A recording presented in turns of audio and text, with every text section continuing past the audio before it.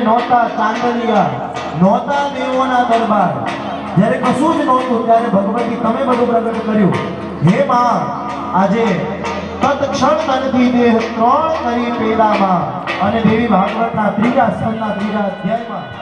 વેદવ્યાસજીએ લખ્યું છે કે આજે શાસ્ત્રાની કાર્યવાહી ગુરુધમ સમતરત્રિત સૃષ્ટિ સ્થિતિ વિશિષ્ટાની હતા વૈનો મહાસુરો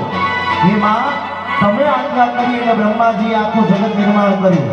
તમે આજ્ઞા કરી એટલે ભગવાન નારાયણે પાલન કર્યું અને એમાં તમે આજ્ઞા કરી એટલે જ આજે મહાદેવ છેદન કરશે